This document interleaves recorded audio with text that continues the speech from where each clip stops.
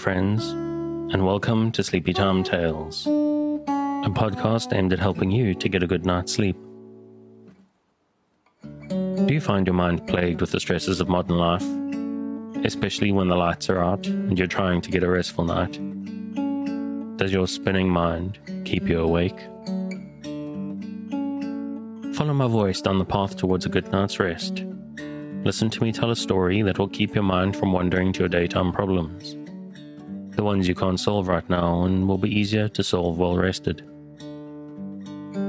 Listen to my voice and allow yourself to drift, following the twists and turns of the story, but slowly letting go and drifting into sleep. Before we get on with the show, I'd like to ask for a bit of support. If you'd like to support Sleepy Time Tales, to help me to keep it ad-free and going out to thousands of insomniacs just like you, please consider supporting it on Patreon at patreon.com/sleepytimetales.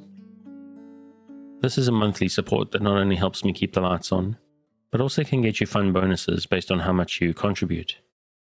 I've updated some of the monthly bonuses, so from as little as $2 a month, you get weekly access to early releases on the main episodes, so that you can get your fresh sleep aid on a Wednesday instead of a Sunday. And $5 gets you bonus minisodes, special edits of the main episode, and a monthly megasode, which is all the month's releases in one big listen. You also get a shout out for joining, at any level, like this week's new patron, Doge, the Doge of St. Louis. I'm assuming that's Doge as an Italian duke, not dog as in the meme, who has joined the Patreon family. Welcome, Doge, and thanks for your support. If monthly seems like a big ask, and I can understand that, times are tough after all, and making commitments like that may seem a bit strange, you can also make once-off tips through buymeacoffee.com/sleepytimetales, or the tip jar on the website. I've also got some merchandise up on a TeePublic store, which you can reach through the show notes or via the website sleepytimetales.net. What's pretty cool about the TeePublic store is I've just got a logo merchandise up. I have also included the creations of some other very cool artists, sort of sleep-themed stuff as well, which I think is fun for listeners. And of course, while money's handy, it helps me buy things. You can also help the show simply by spreading the word. You can help me in my mission to give more people a restful night's sleep by simply letting them know that this is an option. If you tell people in real life, thank you very much. And if you tell people on social media, please tag me in at Sleepy Time Tales on Instagram or Twitter, so I can see and I can thank you for your support. And of course, a shout out for the music, which is Sweet Night and Friends by Kumiku. Their work is available on their website at loyaltyfreakmusic.com. Thanks for taking the time. Let's get back to the show. So what exactly is Sleepy Time Tales? What is it for? What is this strange idea, this podcast that you're supposed to fall asleep to? But in the 21st century, lack of sleep is a health crisis, and this is a podcast intended to help those that it can to get a restful night. Do you find yourself lying awake at night, mind spinning and emotions in turmoil with anxieties of 21st century life? Do you wake up in the middle of the night and find yourself not quite able to doze back off at 3 a.m.? I'm here to help. My name is Dave, and I'm your narrator, here to help you into a restful night. Sleepy Time Tales is intended to be used as a distraction to what keeps you awake at night, or maybe sometimes simply background noise or even company. That's why I make these episodes quite long, so that I'm here for you without any pressure of the end coming. Now, as far as I know, there are a couple of different ways to engage. The primary idea behind Sleepy Time Tales is that it gives you something to focus on, a story or an event that lets you keep your mind on a specific point, to stop it from spinning out into stress and anxieties, to focus just enough not to resist the embrace of a night's sleep when it comes for you. But maybe your needs are a bit different. There's a different way that some people might want to engage with the show. Maybe you just need something on in the background. Sometimes people like white noise, the sound of the rain, sound of wind, sound of the trees, or the ocean, or maybe just some boring dude droning on in the background. But whether you're paying attention or just having it running in the background, the important thing is that you don't try to force yourself into sleep. Just keep a light mental grip on the thread of the story and allow the need for sleep to come for you. Now, obviously, I'm hoping you're asleep before I get to the end of the episode, but it is important that you don't feel pressurized. If this is your first night, the odds are pretty good that this won't work for you. I recommend giving it a good 3 nights try to see if it starts to work for you. Because maybe the idea of itself is strange. Maybe my accent is strange. Maybe getting used to sleeping with earbuds in is going to take some adjustment. Or maybe one episode, at first at least, isn't long enough. Or maybe your problem isn't so much going to sleep. Maybe you wake up in the middle of the night. What I recommend is, if you're one of those people that wakes up at 3 a.m., that you download a whole bunch of episodes and then playlist them so that you can start on the latest and let them go as you fall asleep. That way, if you wake up in the middle of the night and you find yourself keeping company with the ceiling, you can just pop your earbuds back in and allow yourself to go straight back to sleep again. Or maybe you wake up 60 minutes or as little as 30 minutes before your alarm. I recommend doing the same thing. And I've had people actually thank me because it may seem strange. What's the point of an extra 30 minutes or 60 minutes of sleep? But there is something about deep relaxation right before the alarm that's satisfying on a whole new level. But it's very important that you try to relax into this. If you're new to the show and prone to late nights lying staring at the ceiling, this will probably seem strange to you. So give it a chance. I'm here to work with you, to create a safe space, a cocoon in which you can curl up and allow nature to take its course. So if you're still with me, thank you for staying. If you're already asleep, we'll chat again soon. And of course, you aren't hearing me, except maybe in a dream. It's been a while, but tonight, we're back to a historical account of useful inventions and scientific discoveries, being a manual of instruction and entertainment. By George Grant. Paper. Before the invention of paper, in ancient times, a great variety of substances have been used for the purpose of recording events or delineating ideas, of which it becomes our duty to give a somewhat detailed account, to show our readers the numerous advantages they enjoy in having a material which, like everything in common use, is but little thought of. But let anyone suppose himself to be without this necessary article, or the means of communicating his ideas, he would be sensible of the difference. Rough stones and stakes were used as the first known records of the ancient Phoenicians, remains of which are reported to be still visible.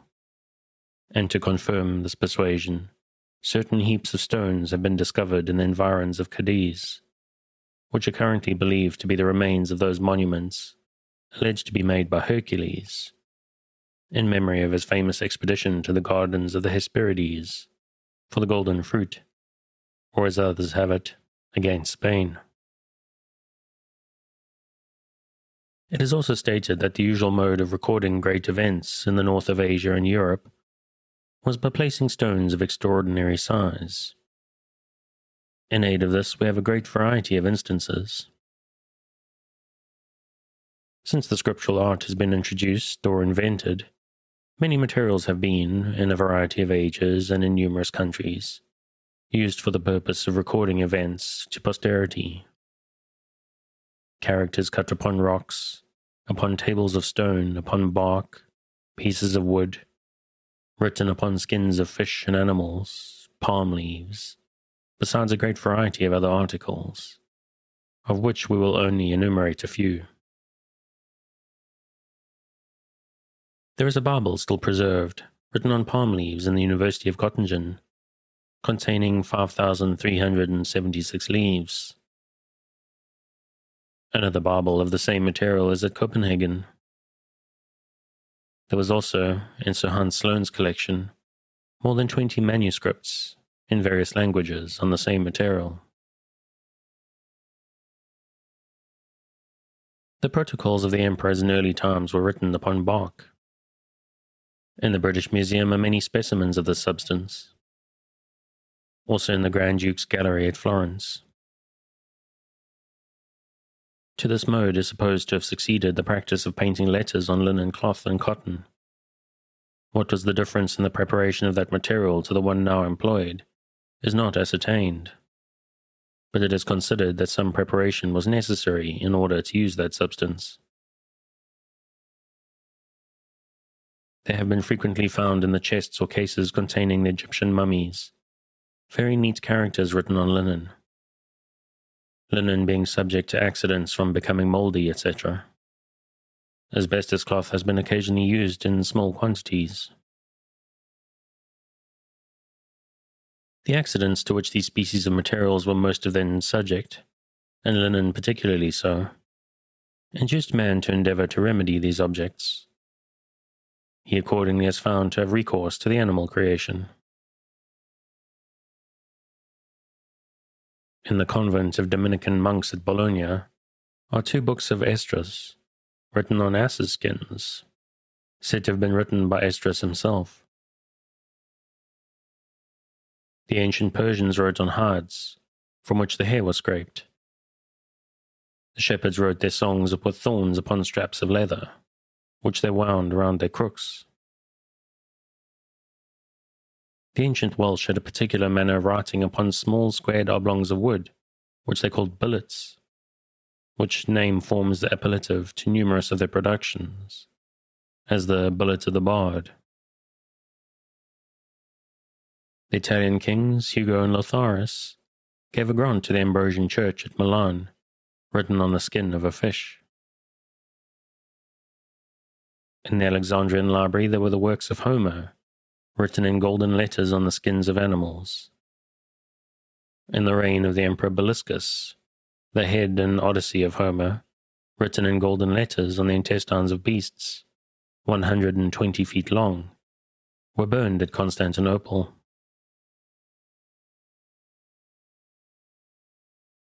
In the Royal Library at Hanover there is a gold plate, written by an independent prince of Coromandel to George II, 3 feet long and 4 inches wide, and laid on both sides with diamonds.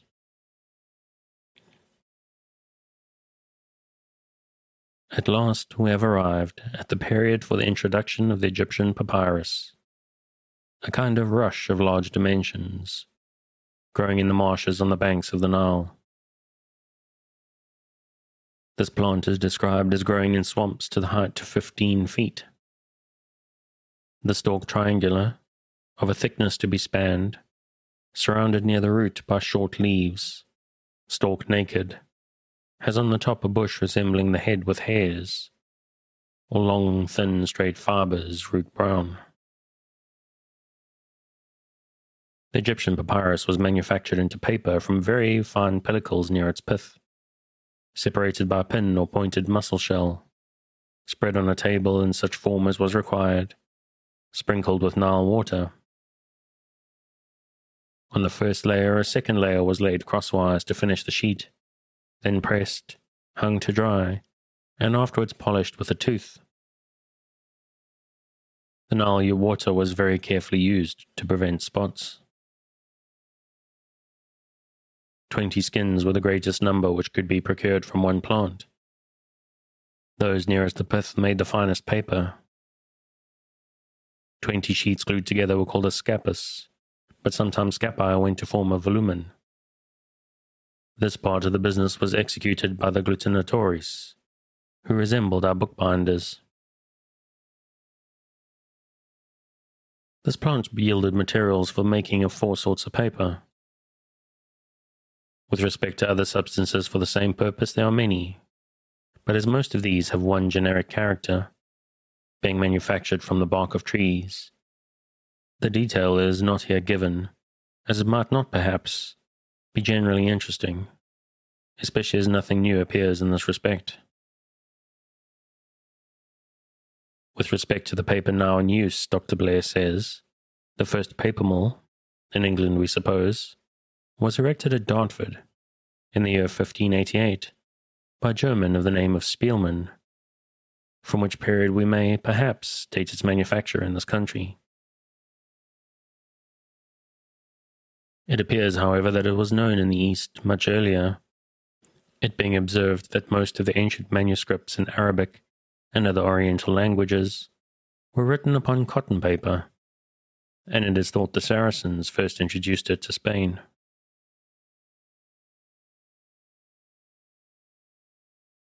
Anderson, in his History of Commerce, says that till the year 1690 there was scarcely any paper made in England, but the coarse brown sort. Paper was previously imported from France, Genoa, and Holland.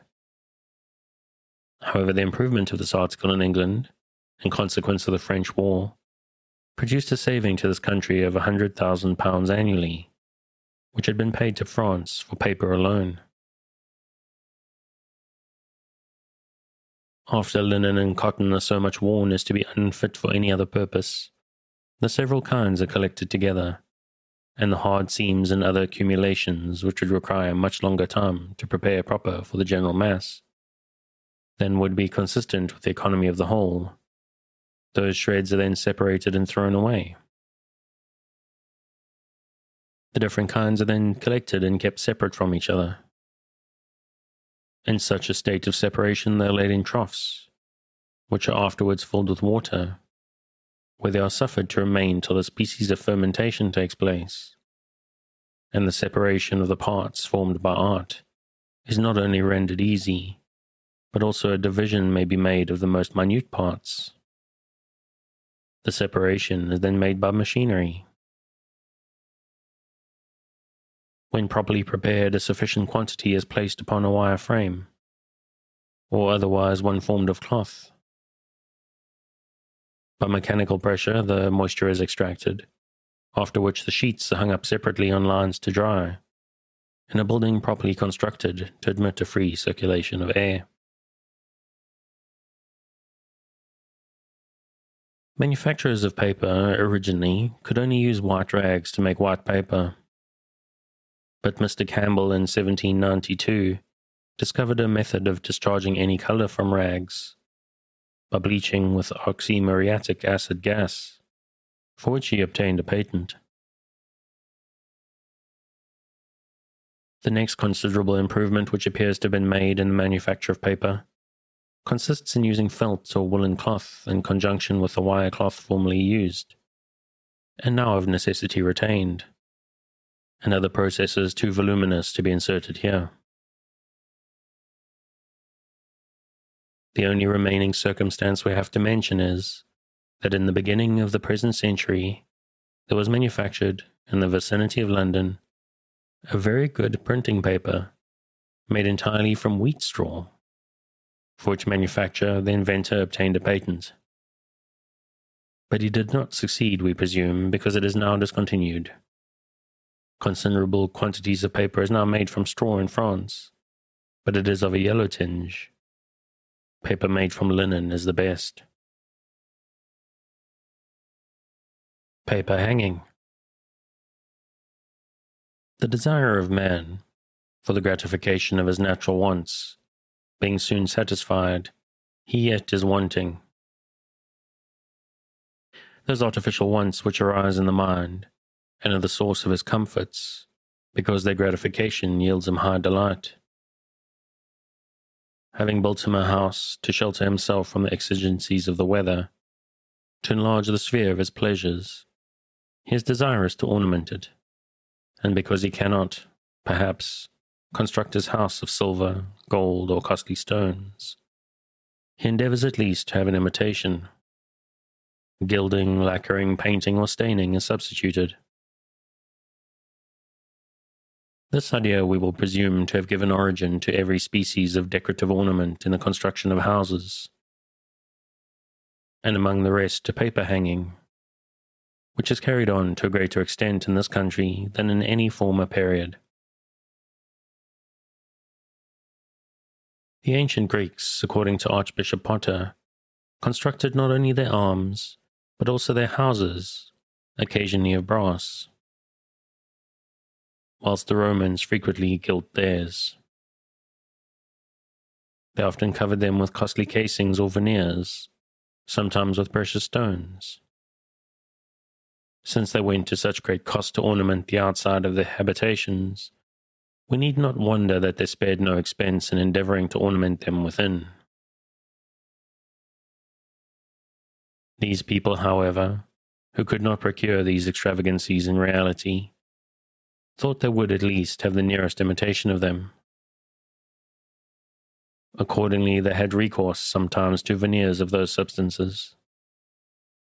They had seen substantially employed by the rich and luxurious, as well for outside ornament as interior decoration.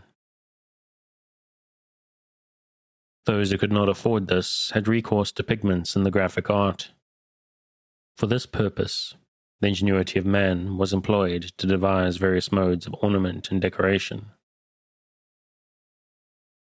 Hence arose the various kinds of painting, the fresco, scaglio, etc. And lastly came staining of paper in use.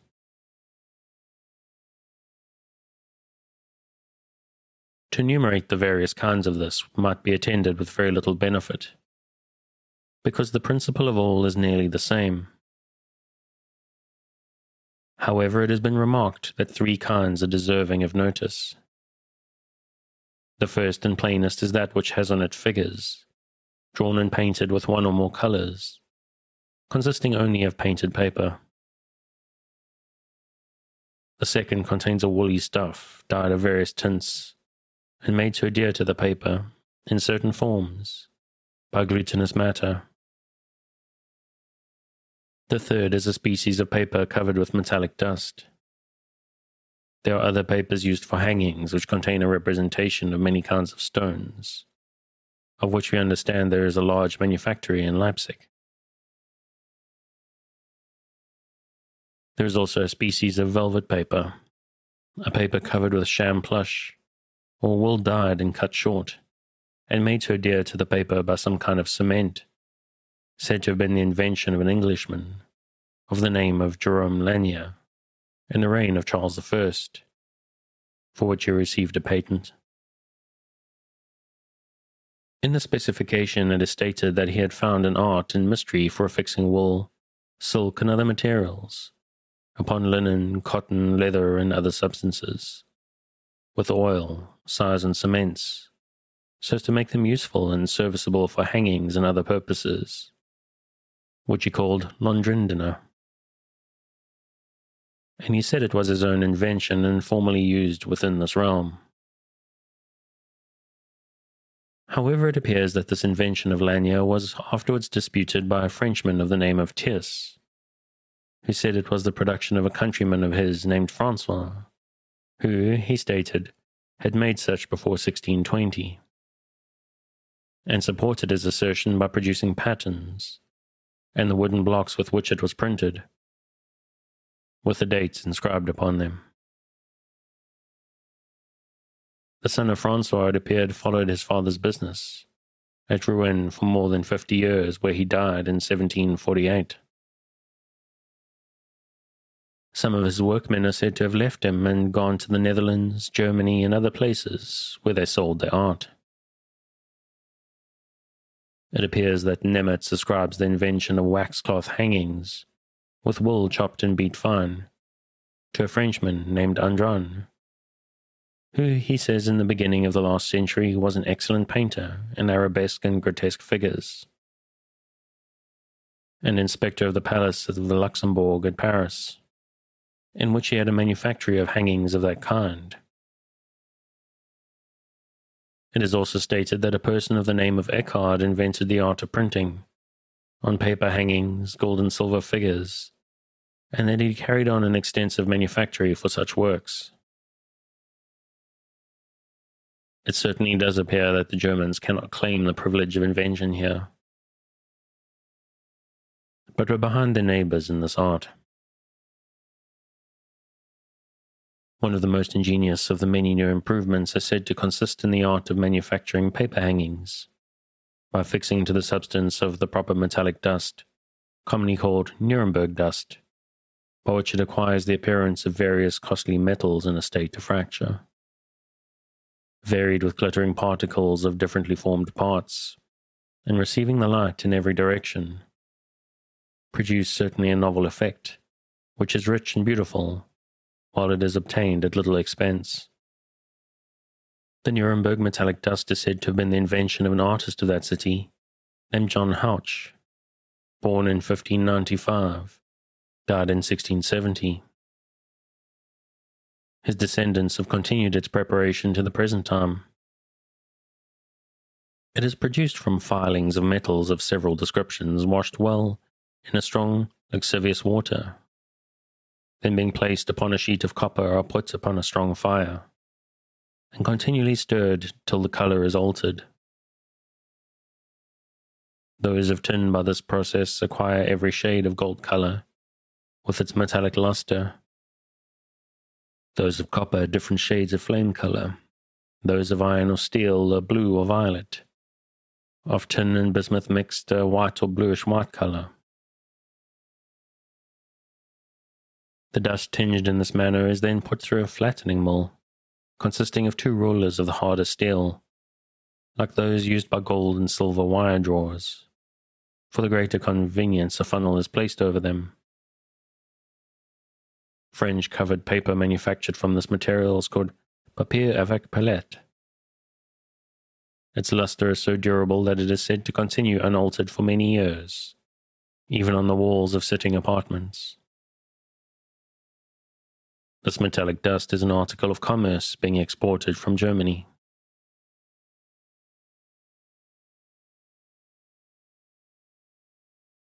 As early as the 17th century, the miners of Silesia collected and sold, for various purposes, a material they called glimmer, being bright, shining particles of various metals, which those mines produce in great profusion. Even the black, we are told, acquires a gold colour by being exposed to a strong heat.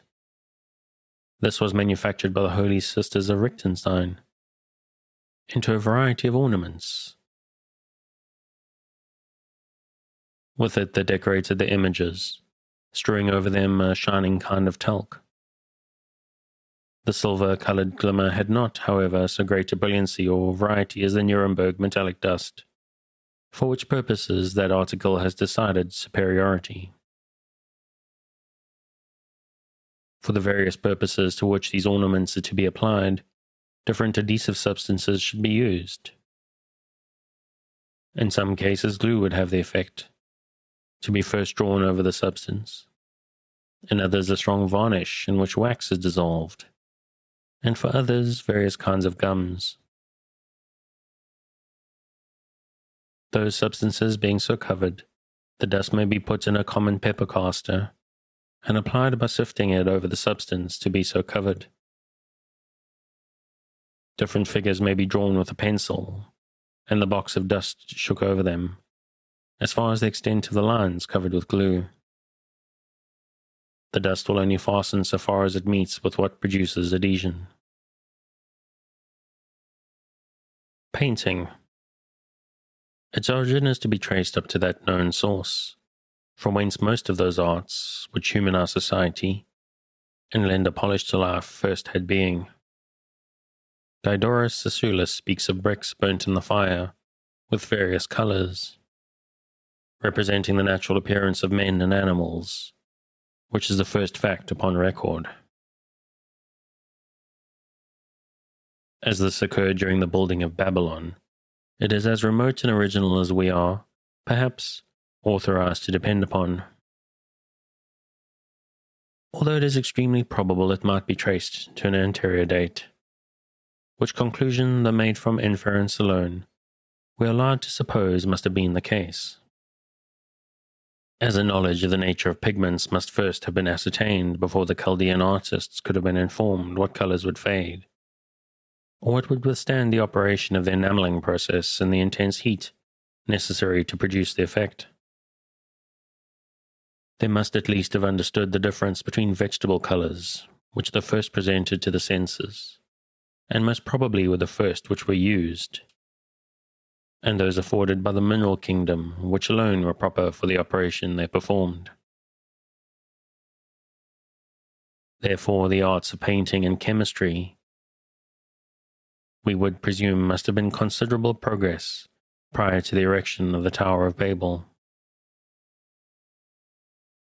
The next people who, in point of time as well as of importance, offer themselves to the notice of modern Europeans are the Egyptians, and their perfection in the use of the various colors, which constitute a compound idea we entertain when we think of painting, is well known and appreciated. When we may any day consult our judgment by inspecting these beautiful specimens of their eternal mode of coloring, we have in the exhibition on mummy cases in the British Museum, and other depositories of that species of antique preservation. The third people who excelled in giving a beautiful and tasteful variety to surfaces and coloring in effect were the Etrurians, a people anciently inhabiting a district of Italy, now known as Tuscany.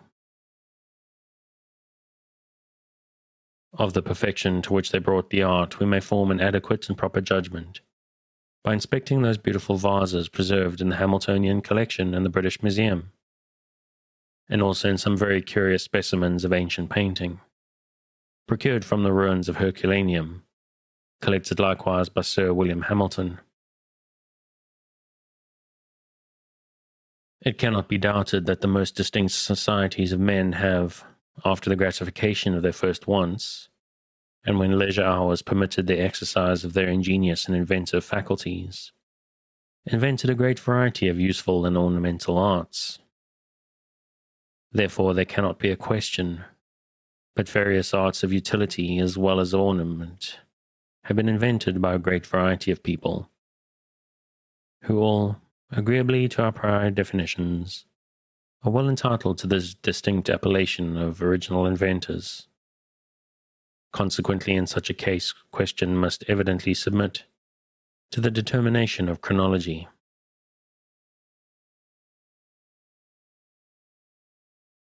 Eudora, the daughter of a potter of Corinth, is presumed to have introduced the art into Greece. The art of painting in Greece is also claimed by Cicyon as the original. Mr. Fuseli has beautifully observed in his first lecture, illustrative of the former of these two claimants, that if ever legend deserved our belief, the amorous tale of the Corinthian maid, who traced the shadow of her departing lover by the secret lamp, appeals to our sympathy to grant it. This invention is becoming doubly interesting in that country. First, because of its elegance and utility, and secondly, because it is ascribed to one of the noblest and most powerful passions which distinguish the human species, the wonderful effects of which have been given to humanity, the most exalted and illustrious of actions, which ennoble the character of man, to delicate, refined, and almighty love. Numerous artists in the Grecian school brought the art of painting to great perfection. The restorer of this delightful art in Europe was Ciambue, a native of Italy, who first studied under some Grecian artists, and furnished some admirable productions in fresco in several Italian churches about the renovation of the arts in modern Italy, since which time this purely intellectual art has been successfully cultivated in almost all the countries of Europe. Certain masters in all schools of which have been eminent for some peculiar eminence. An analogy has been drawn by comparison between the fascinating effect of music on the ear and color on the eye, wherein it is observed the comparison very nearly approximates, whence the term harmony applied to the former may correctly, and with singular propriety, be used when speaking of the latter. And also it is said for the same reason, and proceeding upon the like analogy, the term tone is applicable to both. They are accordingly used indiscriminately. Without questioning their propriety, we give them to our sensations, and as far as our judgment goes, believe they are not improperly introduced into the pictorial art. It cannot be presumed that we should have the temerity to aspire to the task of giving a full and complete description of every variety, which constitutes perfection in the art, for this would be to infer professional ability, equal or perhaps superior to what any one individual ever was, or we may venture to say ever will be, known to possess. Besides this inference, another must be presumed, because perfection in description must also anticipate the most delicate, refined, and as termed, classically correct taste. Neither to these do we assume the possession of such well-known essentials as are positively necessary to its formation. It is, besides, altogether difficult, as the world acknowledges, to fix a standard to the ideal faculty of taste, and which we hereby take occasion to notice. Therefore we hope to avoid the sin of presumption, and trust that our readers will observe that what we do state is upon good authority. If we have not full confidence in our own experience, but our sin, if sin there be, is rather that of omission than of commission, of saying too little rather than too much. Statuary. The origin of statuary, or what we would term its parent, modelling, is of very great antiquity, as we are authoritatively informed by the Grecian historians, whose testimony is supported by Monsieur d'Anville and Major Renel, two of the most eminent geographers of modern times. From them we learn that 3 massy statues of gold were erected to ornament the temple of Jupiter Belus. Those were erected by the Chaldeans about 2,230 years before Christ. There is also sufficient evidence that the most eminent and intellectual people, subsequent to the Chaldeans, were the Egyptians. Every individual who is in the slightest degree conversant with the history of the arts knows that the Egyptian artisans had from the earliest periods been in the habit of constructing colossal statues of their numerous deities, and also of their benefactors, raised from gratitude and adulation. To name only a single instance, the immense colossal statue of Memnon, who perished before the fall of Troy, according to Homer. Also Ovid, who speaking of his mother Aurora says, "Not Troy nor Hecuba could now bemoan, she weeps a sad misfortune now her own. Her offspring Memnon by Achilles slain, she saw extended on the Phrygian plain." Professor Flaxman has informed us that this celebrated statue, had it stood upright, would have measured 93 feet and a half high, calculating from the dimensions of its ear, which is 3 feet long. We are informed by Dr. Rees, in his valuable Cyclopedia, that sculpture in marble was not introduced till 873 years before Christ. But having said this much for the origin, let us proceed to the art. And we candidly acknowledge that it is from the lectures of that truly distinguished individual, Professor Flaxman, we are principally indebted for our information. Sculpture in Greece remained long in a rude state, but we need not wonder at that, when we reflect that art is only an imitation of nature. Hence it follows that man, in a rude state of nature, for want of proper principles to direct his inquiries and determine his judgment, is continually liable to errors, physical, moral, and religious. All his productions, of what kind soever, partake of this primitive imbecility. The early arts of design in Greece resembled those of other barbarous nations, until the successive intellectual and natural, political and civil advantages of this people raised them above the arts of the surrounding nations.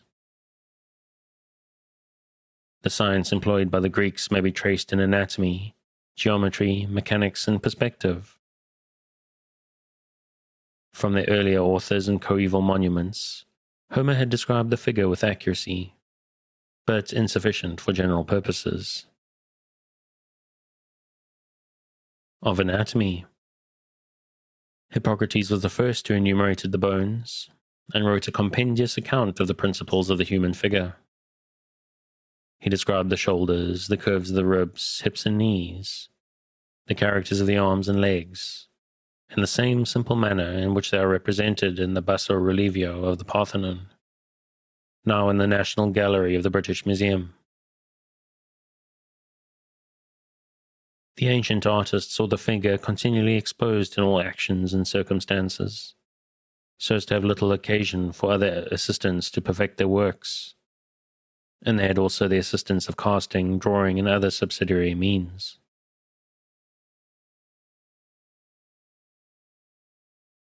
The succeeding ancient anatomists did not describe the human figure more minutely or advantageously for the artist than had been done by Hippocrates, till the time of Galen, whose external anatomy gave example for that analytical accuracy of arrangement, followed by more modern artists.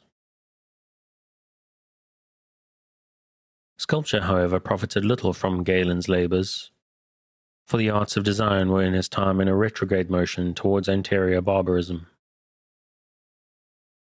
The anatomical researches from Alcmaeon of Crotona, a disciple of Pythagoras, to those of Hippocrates and his scholars, assisted Phidias and Praxiteles, their contemporaries and successors, in giving select and appropriate forms of body and limbs to their several divinities, whose characters were fixed by the artists from the rhapsodies of Homer, having then become popular among the Athenians.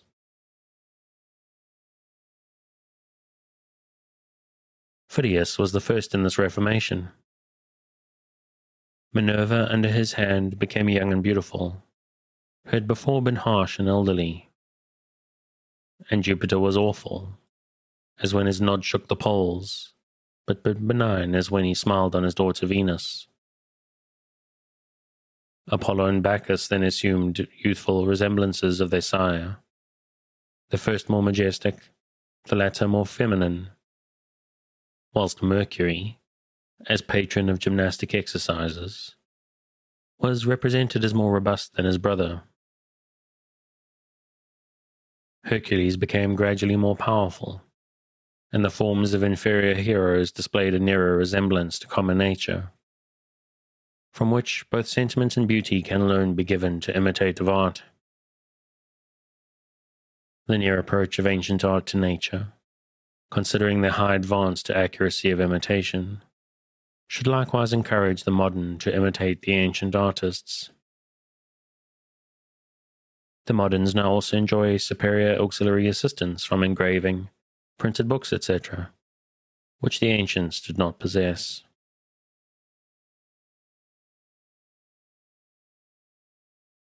The mechanism of the human frame. The human figure, with its limbs extended, may be inclined and bounded by the circle and square. The center of gravity, its change of situation, is susceptible of description, and may be exemplified in rest and motion, running, striving, leaping, walking, rising, and falling. Those principles of motion may be exhibited in a skeleton, by the bending of the backbone backwards and forwards, whilst the limbs uniformly describe sections of circles in their motions, constantly moving on their axis. Dimensions of the human figure, as exhibited in Grecian statuary: the height, 8 heads, or usually 10 faces, 2 heads across the shoulders, 1 head and a half across the hips, 3 noses, the thickest part of the thigh, 2 to the calf of the leg, 1 the narrowest part of the shin, etc. The above is the general proportion of the male figure. The female figure is narrower across the shoulders and wider across the hips than the male. The beauty of the human figure is found in its proportion, symmetry, and expression. It really appears that the beauty of the human figure is the chief or ultimate of beauty observed in the visible works of creative omnipotence. From thence every other species of beauty graduates in just ratios of proportion. From considering the intellectual faculties of man, we assimilate the idea and connect beauty with utility, as this union of his physical and mental powers unquestionably renders him one of the most beautiful objects in the creation. This consideration leads us involuntarily to a train of thought, suggested by a principle laid down by Plato, that nothing is beautiful which is not truly good,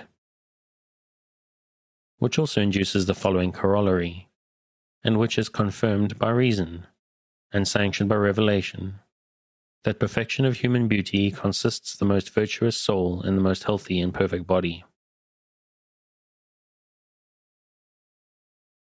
Inasmuch as painters and sculptors adhered to the principles in their work, they assisted to enforce a popular impression of divine attributes and perfections, even in ages of gross idolatry.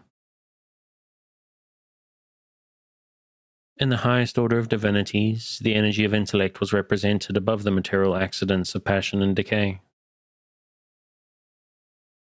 The statues of the Saturnian family, Jupiter, Neptune, and Pluto, were the most sublime and mighty of the superior divinities.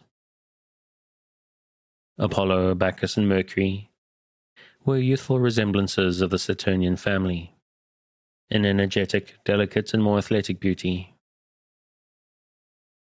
Apollo Belvedere supplies Homer's description to the sight. He looks indignant, his hair is agitated, he steps forward in the discharge of his shafts, his arrows are hanging on his shoulder. A youthful and infantine beauty of the highest class distinguished the Cupid of Praxiteles, and the group of Ganymede and the Eagle. The order of heroes or demigods excel in strength, activity, and beauty. Achilles, Ajax, Haemon, Zethus, and Amphion are examples in Grecian statuary to establish this remark. The giants are human to the waist. Their figures terminate in serpentine tails. Ocean and the great rivers have Herculean forms, and faintly resemble the Saturnian family, and have reclining positions. The Tritons resemble the fawns in the head and upper features with finny tails and gills on their jaws. Their lower parts terminate in the tails of fish. In the highest class of female characters, the beauty of Juno is imperious, that of Minerva wise, as she presides over peaceful arts, or warlike, as the protectress of cities. Venus is the example and patroness of milder beauty, and the softer arts of reciprocal communication, of which the Venus Praxiteles and the Venus de Medicis are instances. The goddess of hymeneal rites and the celestial virtues. And I think I'm going to leave it there. As always, if you want to pick up where we've left off, you can find the original on Project Gutenberg at the link in the show notes.